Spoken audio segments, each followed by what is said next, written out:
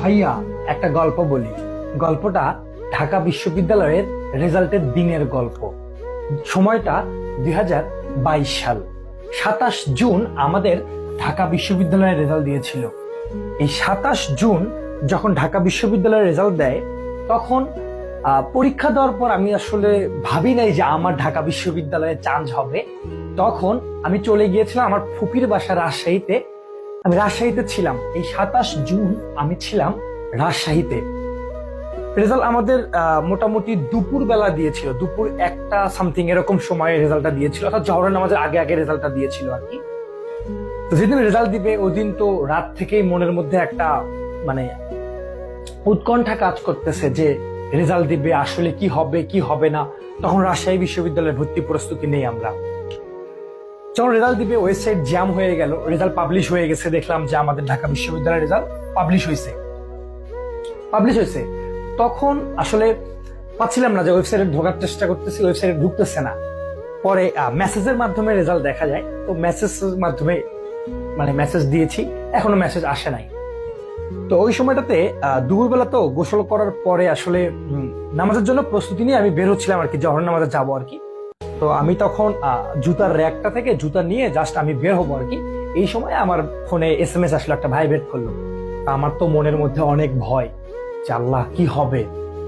ফোনটা বের করে দেখলাম যে হচ্ছে টেলিটক থেকে মেসেজ, যে ঢাকা ইউনিভার্সিটি রেজাল্টের যে মেসেজটা এরকম, যে লেখা আছে এরকম যে কনগ্রাচুলেশন, হ্যাঁ এরকম একটা লেখা আছে যে কনগ্রাচুলেশন ইউর মেরিট পজিশন দেওয়া আছে, যে ইউর মেরিট পজিশন 916। আমার তো হাত এভাবে কাঁপতেছে, আমি হাত ধরে আছি, তারপর হাত আমার এইভাবে কাঁপতেছে। তো এটা কি আসলে আমার রেজাল্ট? আমি এভাবে দেখতেছি যে এটা কি আসলে আমার রেজাল্ট? মুখ দিয়ে কথা বলছে না খুব ভালোভাবে। তখন আবার ভিতরে ঢুকে আমার এডমিট কার্ডটা বের করে আমি মিলায় দেখতেছি যে আমার আসলে মিলে কিনা, রোলটা আদৌ আমার কিনা। তো মিলায় দেখলাম যে না মিলে।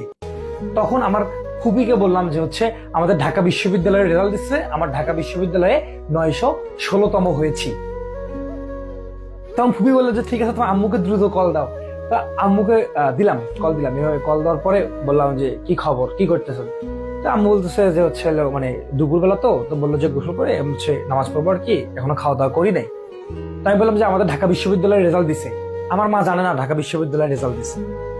তো বলতেছে কি খবর? বললাম যে 916তম হয়েছি। আমার হাত তখন এভাবে কাঁপতেছে, 916তম হয়েছি। তখন আমার আম্মু একদম চিৎকার দিয়ে উঠছে 916তম। তখন আমার দাদিকে আরো ডেকে বললো যে মা, ইমরান ছিল ঢাকা বিশ্ববিদ্যালয়ের রেজাল্ট দিছে, ইমরান ঢাকা বিশ্ববিদ্যালয়ে চান্স পাইছে। হ্যাঁ, এই যে একটা আবেগ, এই যে একটা অনুভূতি। আমার পরিবারের আমি একমাত্র প্রথম সন্তান এবং একমাত্র এখন পর্যন্ত যে ঢাকা বিশ্ববিদ্যালয়ে চান্স পাইছি। আমার গ্রামেরও আমি প্রথম সন্তান যে ঢাকা বিশ্ববিদ্যালয়ে আছে। এই যে একটা আবেগ, এই যে একটা অনুভূতি, এই অনুভূতিটা পৃথিবীর সকল অনুভূতিকে হার মানায়।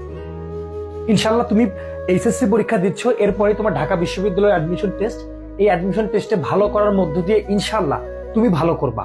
এবং এরকম একটা দিন, এই যে 27 জুনের কথা বললাম, 2022 সালের 27 জুন, এরকম একটা দিন তোমারও আসুক। আমি মন থেকে চাই, প্রাণ থেকে চাই। আমি চাই তুমি আমার ক্যাম্পাসে আছো, আমার ছোট ভাই এবং বোন হিসেবে আমার ক্যাম্পাসে তুমি আসো।